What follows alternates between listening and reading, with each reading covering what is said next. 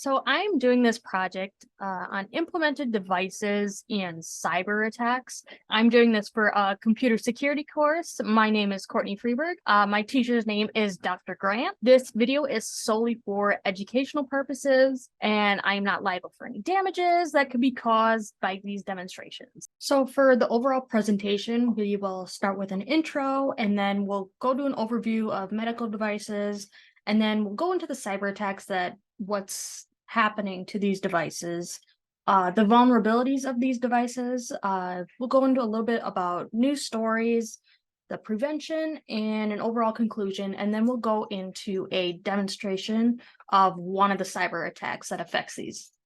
So let's jump into the introduction of what we'll be talking about today. So let's first go over what the heck is a cyber attack. It's any kind of malicious activity that attempts to collect, distribute, deny, degrade, or destroy information, system resources, or the information itself. The importance of what I would like to talk about today about implanted devices being able to be hacked is it's not just hospitals that are being impacted by hackers. It's their devices too that are saving people's lives.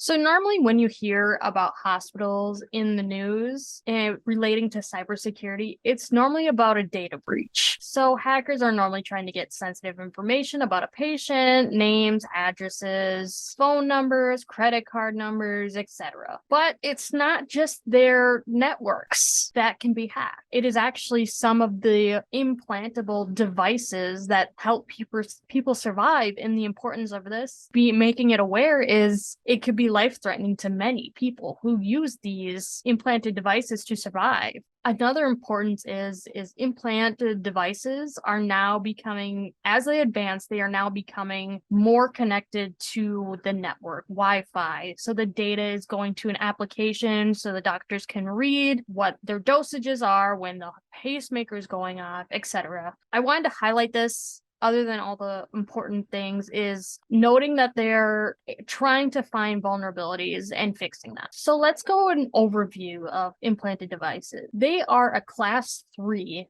in medical devices, which is the highest risk you can get to because people's lives rely on them. An implanted medical device is a man-made device surgically implanted partially or completely into a human body to replace, support, or enhance biological functions. There are types of medical devices that have been able to be hacked. Pacemakers, which send electrical pulses to help your heart beat at a normal rate or rhythm. Medical dispensers, so like a pump that will send the right amount of medication, defibrillators, insulin pumps for diabetics. They play a huge role in the medical industry. They have helped so many people survive when otherwise they wouldn't be. But with every device that connects to some sort of network, there are security challenges. One of the big problems that they noted is the data is going unencrypted. So while the problem is the data going to and from the patient to the application that the doctor is able to see, someone could eavesdrop and see all that data. So they could see data such as when a pacemaker is going off, or the amount of medication someone's receiving at what time, etc. So let's go through quickly cyber attacks that are related to these implanted devices. So implants are normally connected through Wi-Fi or radio transmission. But the problem is when you hook your medical device to an unsecured home Wi-Fi, then people can get into it. So when vulnerabilities were found, it was actually found by an ethical hacker where they were able to send malware to pacemakers. So when they hacked into these devices, they first hacked the program used by the doctor. And then from there, they rewrote that system. And then they could program harmful instructions to the implanted devices, such as a pacemaker. You could send electrical shocks when you wanted. You could send medical dosages at whatever amount you felt like. One of the main ways that this is being done is a man-in-the-middle attack. Yeah, you say, what the heck is a man-in-the-middle attack? It's an attack in general term for which a perpetrator positions themselves in a conversation between a user and an application, either by eavesdropping or impersonating someone, making it appear as if it's a normal exchange of information. So some of these are called jam, alter, snoop. So like I said before, they're intercepting communication, they're manipulating information, They're sending harmful instructions. They're going through unsecured Wi-Fis, and they can be used to inject malware. So with everything that connects to a network, there's some sort of risk. You have your vulnerability, your threat, and your impact, which all together equals your risk. So let's cover some of the impacts that this could have on the medical industry. So first, patient safety. A lot of these devices are saving people's lives, so it could be life-threatening if tampered with. Healthcare providers might not want to prescribe implants because of the risk. Then the companies who make these products could have recalls, they could need to pay a ton of money for system fixes and a team that can handle these situations, which would cost a lot of money. And then the last thing is reputation damage. If someone's able to get into a device and possibly harm somebody, I mean, who would want that in them? So it'd be a huge reputation damage, not just for the hospital, but also the people who make them. So let's talk a little about the vulnerabilities that are going on with these implanted devices. So they're connected by Wi-Fi communication, but it's going unencrypted. So if someone wanted to eavesdrop, they could. So it was found by ethical hackers. They hacked insulin pumps to know the vulnerabilities, to see if you could actually do it. And they could turn it off. They could alter doses.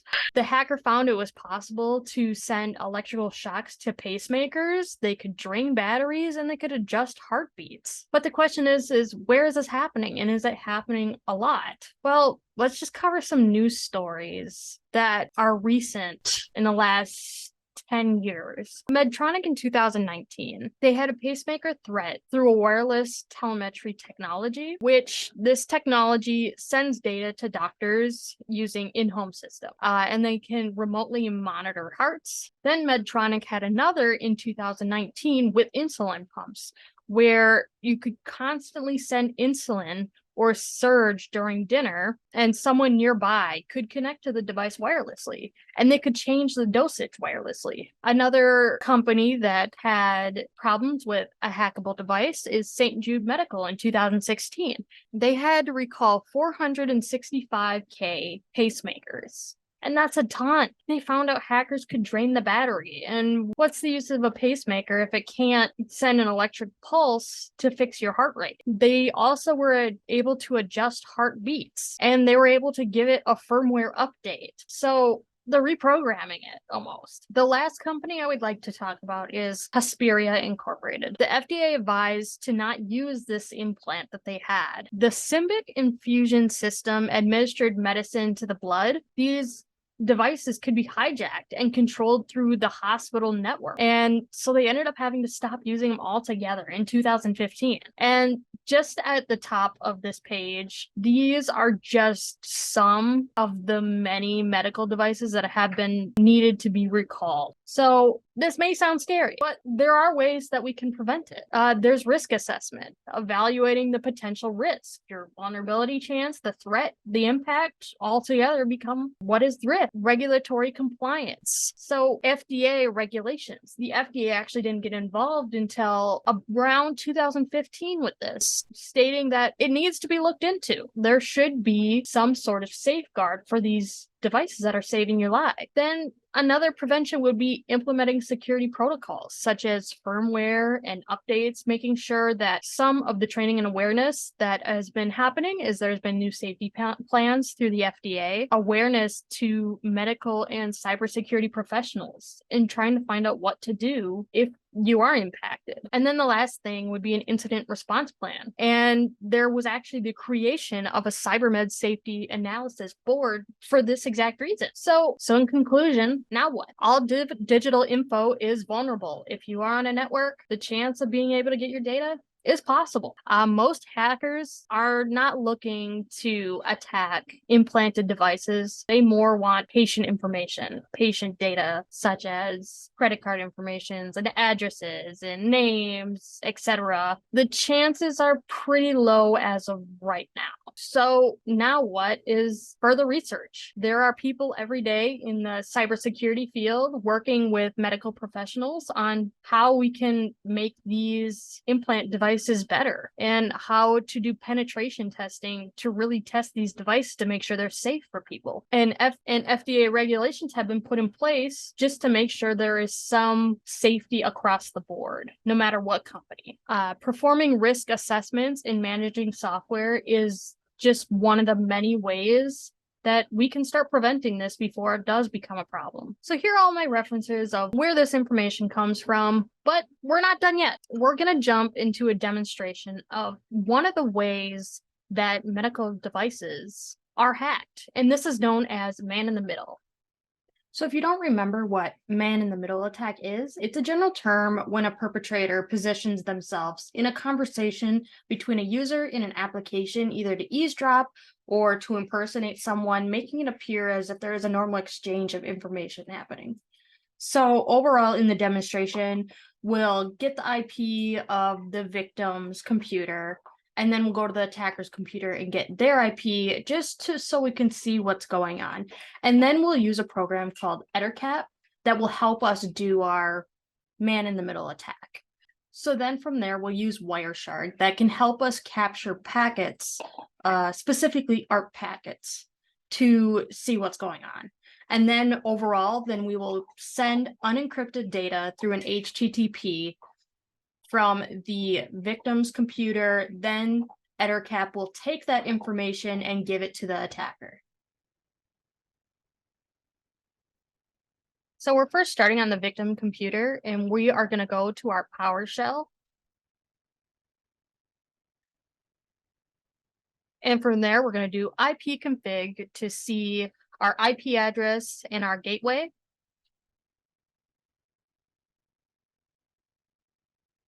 Just remember that this is the victim computer.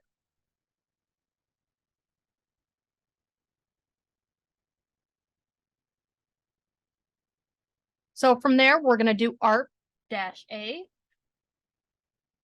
And then as you can see, the physical address of our router or our gateway.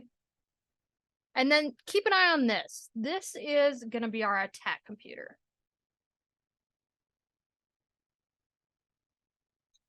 So here's our attack computer. So we're going to open command prompt and we're going to do ifconfig just to see this IP address. So as you can see, there is the IP address for the attack computer. So from there, we're going to go up to the settings and go to sniffing and spoofing and then EtherCap. And from here, we're going to enter the root password and then authenticate it. And we're going to choose ETH0 as that's what we want. And this is going to help us do the attack. So from here, we're going to try to find our hosts and we're going to scan for hosts. This will scan for the computers on our network. So as you can see, we have found 8 hosts on the network. And then from there, we will go up to hosts and host list. This will show us what those 8 hosts were. So as you can see, here is our router and our victim computer. So you're going to add the victim computer to target 1, and you're going to add the router to target 2. And as you can see, there are the IP addresses for the different targets that we will be doing our ARP poisoning attack on. So we will be choosing ARP poisoning, a man-in-the-middle attack. And now it is going to start doing the attack to those 2 targets.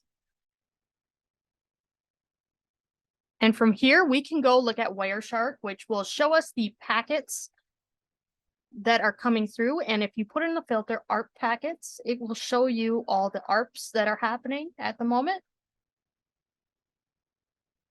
And then here's our victim computer. And now what you'll notice is the internet address for the router and the attack computer now have the same physical address. This will be important in our attack. So from here, we'll go to Wireshark in the victim computer just to kind of see what's happening. And if you filter into ARP, you will see this weird ARP message. So as you can see, the IP address now has the physical address of the attacking computer. And then we'll go to this website just to kind of test a username and password for the attack computer to get. So I'll just enter my name, CJ Freeberg, and then I will give it a password.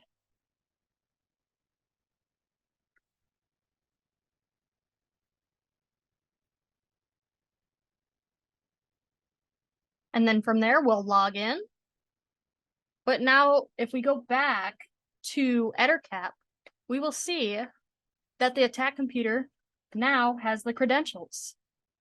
So we have successfully routed the user information to our attack computer where our victim computer thinks it's communicating with the router. Thanks for watching.